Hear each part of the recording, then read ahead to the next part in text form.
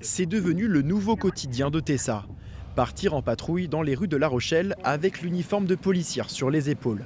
Ce matin, avec ses collègues gardiens de la paix, elle procède à un contrôle routier, l'une des attributions du policier adjoint. Les papiers des véhicules, votre carte grise, votre permis de conduire.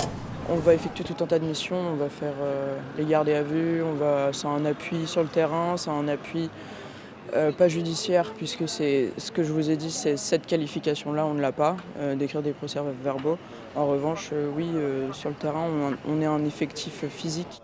Et quand votre pneu arrive à ce témoin-là, faut changer. Et puis là, c'est même pas que témoin, c'est visible.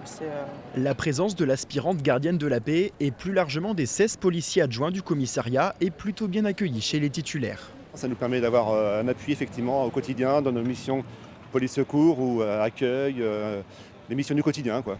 Loane, elle aussi, était à la place de Tessa il y a quelques mois. Désormais, à l'école à Saint-Malo, elle garde de bons souvenirs en tant qu'adjointe. Déjà, ça m'a apporté énormément d'outils pour ma future carrière. Ça m'a apporté énormément de savoir surtout.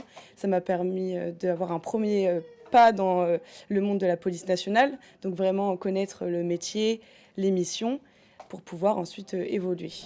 La nouveauté cette année, le recrutement est départementalisé.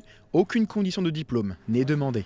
L'objectif pour nous, c'est d'aller au plus près des personnes qui recherchent un emploi. Il faut être âgé de 18 à 30 ans, avoir une bonne moralité, c'est-à-dire ne pas être connu des services de police, et puis avoir envie aussi de servir le public, d'être au plus près de la population dans des missions de sécurité. Les intéressés ont jusqu'au 30 septembre pour se faire connaître.